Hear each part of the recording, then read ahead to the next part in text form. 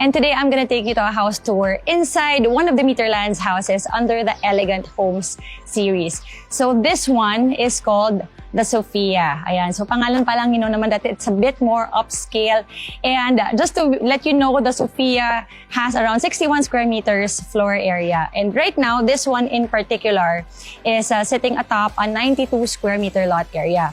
But the minimum requirement only for Sofia is only 80. So later on, I'll take you around the grounds. But right now, I'm just so excited to take you inside. So come on and join me. Follow me.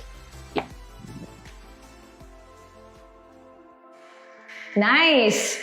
Okay, so this is the living area. So ayan, if you notice, meron tayong cove ceiling. And by the way, hindi pa namin nilalagay yung ilaw kasi this is totally client preference. You can choose whatever fixture you want.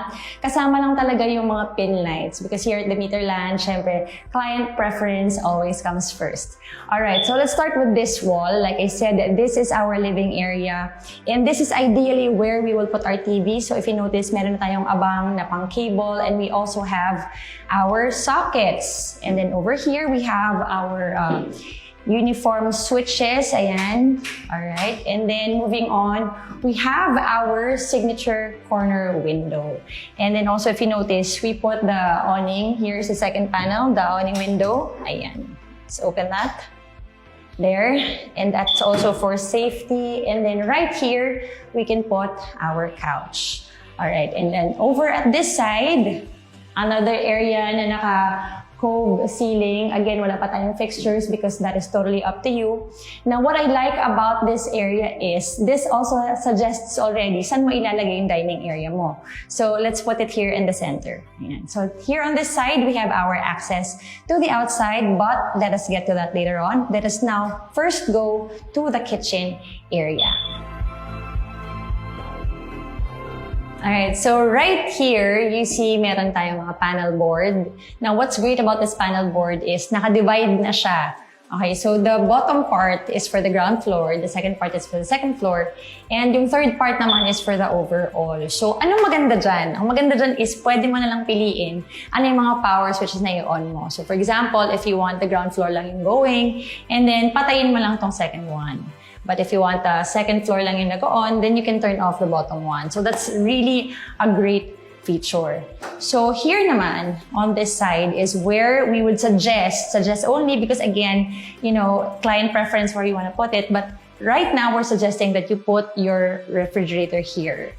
Alright, so if you notice, we have a lot of compartments. And ayan, let's open one and see, ang dami talaga nating malalagay. This can be your pantry, you can put your plates, pots, pans, again, totally up to you. Ayan, marami tayong compartment, there's more up there, and we have here also. Let's open this one. Okay, it's really nice. Meron pa rin dito. Ayan, especially for people na maraming gamit, like me, I have a lot of pots and pans. Meron din tayo here under. Ayan, and how amazing is that? Even the inside are tiled. O, diba? Amazing. And again, another feature that I like is this one. Very modern looking faucet. So, nabebend siya. Okay, you don't have to force your faucet anymore, diba? Ayan, namumove din siya. Very nice. And then, we have a provision here for socket. This is normally where you can put your rice cooker or your microwave oven. Again, really totally up to you. And meron tayong window here. Syempre, we need the sunlight, you know. Natural sun is the best. You can just, you know, fit it with nice blinds or curtains. Ako, for me, I would probably go for blinds there. Alright, so meron din tayong provision here for your stove and for your range hood. Ayan, especially for those people who love to bake, pwede kayong maglagay ng oven right here. And we have access pala outside using this one. This is the door. Later on, I'll take you around that area. But right now, I just want to talk about this door. Actually serves as access to the service area. Now, what's nice about this one is, hindi mo na kailangan dumaan here in the center. For example, if you have groceries or galing kayong palengke, hindi mo na kailangan dumaan ng sala and the dining room to bring your groceries or stuff inside. Pwede ka nang dumaan dito. Okay, you don't have to bother anyone. And syempre, as safety compliance, all houses of the Meterland are fitted with fire extinguishers. O, diba? Now, let us move on to the powder room. So, yung powder our room natin is step down. So it's under stairs. So meron tayong 2 steps to go down. And let's see inside. Okay, this one, I really have to say wow, because one of the basic inclusions of these houses is naka-accent wall na siya. And again, this is just part of the basic standard inclusion lang siya. And it's already nice. Wala ka na actually kailangan masyadong gawin. Naka-accent wall siya and you have gray tiles, the non-slip, and then neutral colors. I absolutely love this. Sobrang nice. Lalagyan mo lang siya ng mirror, ng rug, plants, maybe konting candles, and you're good to go. We also have a small compartment here. Great use of space. You can put so many stuff there. Pwede ka maglagay ng shoes and some of the things that you don't use. Again, totally up to you. Now, let us move on to the stairs. Okay, so notice the stairs. Yung handrail niya is made of wood, the rail itself. And then meron tayong glass panels. And then the metal frame. Again, very, very elegant, very, very classy. Wala talaga akong masabi. Sobrang ganda ng stairs na to. And meron tayong corner window again. This house, Sofia, is all about natural lighting. Okay, it's one of the best features. So ngayon, let us move on to the master's bedroom. Okay, so this is the master's bedroom. Wow. O, diba? Honestly, with this size, I believe that you can put up to a king-size bed and it will still be spacious. Now, let's move on to the features. So, I want to talk about the built-in cabinets. If you notice, malaki na siya as it is. You can put so many things. But one of the good things about the Meterland is that these built-in cabinets, hindi siya kailangan na dito. You can choose where you want to put it. Okay, you can move it here, you can move it there, totally up to you. Pwede ngang hindi siya attached to the wall. Okay? Now, because this is the layout already that we have right now, I'll show you na here we have a plug-in, ready to plug in yung cable mo. So, we are suggesting that you put here the TV, should you choose this layout. So, this is your TV. And then again, we have our signature corner window with the awning. Ayan. Again, we put it on the second panel, for safety, para, walang mahulog or anything. This will be so nice if you put, Roman shades or blinds here. Again, in the morning, natural light. I love it. Then here, we can put our king-size bed there. And if you look up there, you will see, again, we have cove lighting. Ayan, for a more intimate feel. Naman when we're in our room, gusto natin hindi harsh masyado yung light, diba?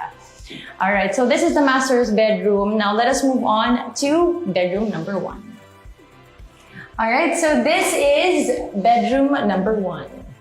Alright, so by its size, I would suggest that, this will be the perfect kids room or the perfect nursery. Ngayon, kung wala naman pong kids, this can be the perfect office for everyone. So let's walk around and I can see that this will fit, wonderfully a single bed and it will be spacious pa rin. We also have our built-in closets that again, we don't have to build in. Pwede tayong mamili kung saan natin siya ilalagay. For me, honestly, this built-in closet is perfect already. I wouldn't do anything to it anymore. Ang laki ng closet space and meron tayong 2 giant drawers that can fit so many stuff. I can imagine putting so many things already. And we have our windows here and there. Again, natural light, very, very nice. I love it. I can imagine spending time here. Next naman, let's go to the bathroom. Let's see what we have in store here. And there you have it. Again, we have our accent wall. Kasama pa rin siya sa basic, standard design of the Sofia. And I really love the taste of this one because again, natural tones, so nice, very classy, very elegant. For me, honestly, ang kulang na lang dito is a mirror, a rug, and again, I'll put my plants and my candles and you're good to go. Meron na rin siyang provision for the heater. Okay, so there you go. Now naman, let's go to one of my favorite places in every Demeterland house, and that is the balcony. Now, specifically, what do I like about this balcony is syempre the tiles. If you notice, very Mediterranean.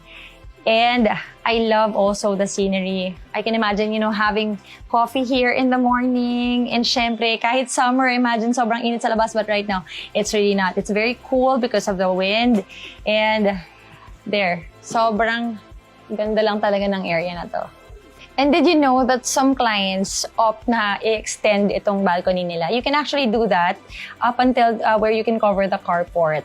Even the trellis, you have the option if you want to cover it up. Kayong bahala what material you want to use.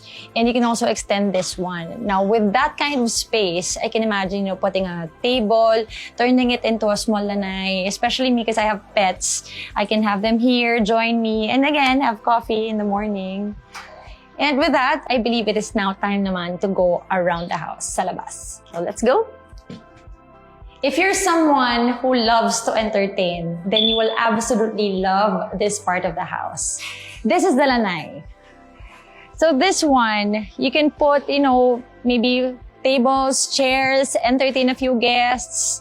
And you can keep it as is na naka-gravel siya. That way, hindi maputik. And meron tayo ditong weatherproof socket. Ayan, may cover siya para hindi tayo makuryente pag umulan. And then, pwede natin lagay dyan yung video machine if you're into that as well. And the space is big enough for you to accommodate at least, 8 to 12 people. And this is absolutely perfect for me because that's me. I love entertaining guests. Now, let us move on to this side of the house. I will take you dun sa kanina yung sinabi ko kanina na may access palabas. So, this is where it is. So, ito yung access na sinasabi ko kanina where kung may mga dala kang gamit at ayaw mong idaan sa loob ng bahay, you can pass this way. And of course, this is the door. Ayan. I told you a while ago na we will talk about this and right now it is here. So, pag may mga gamit kang gustong idaan, you can pass this way and diretso ka na sa kitchen. Ayan. So, moving on, let us go to our service area. Okay, so this is a service area. Again, meron tayong provision where you can put your washing machine. We have our faucet right here. And we have our waterproof socket. Ayan, may cover din siya para hindi mabasa. You can actually put your washing machine here or here. Ayan, but all I'm saying is the space is big enough. You can actually put so many things here. Pwede kang maglagay pa ng mini sampayan. Ayan. So, moving on again, let us go to the carport.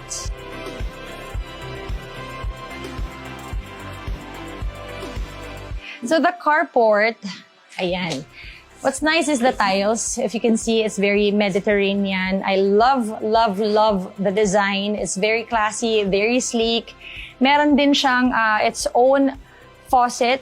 Para if you're gonna do the car wash, hindi ka na kailangan magdumi or dumaan sa service area. There you have it. And again, it's spacious enough. It's big enough na if you have a party, you can put chairs and tables. Ako kasi I'm a party person, so I love it.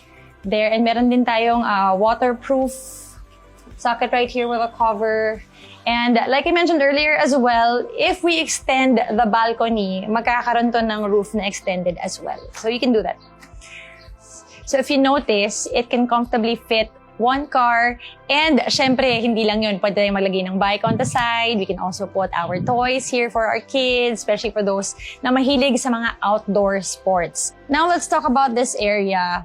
Every Sofia house comes with basic landscaping. It's free na, kasama na siya, included already in your payment. And this one will be fitted with frog grass and with mga bush. Okay, so it's gonna be really nice. Right now, we just didn't do that kasi wala pa pong mag-aalaga. So pag may tumira na, ilalagay na namin siya and it will be really, really nice. You may also notice that all of the Demeterland houses have these 3 stripes. Ayan, 3 siya. This is their signature design. Kasama nito itong grooves na to.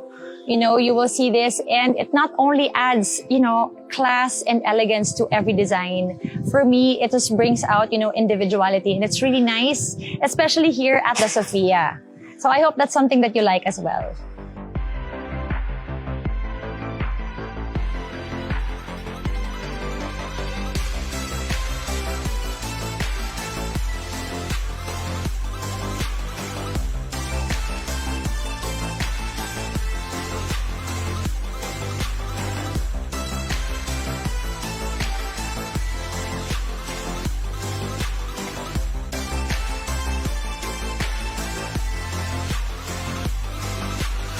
Well, I hope you enjoyed that house tour as much as I did. That's it for now, guys, and I will see you on our next tour.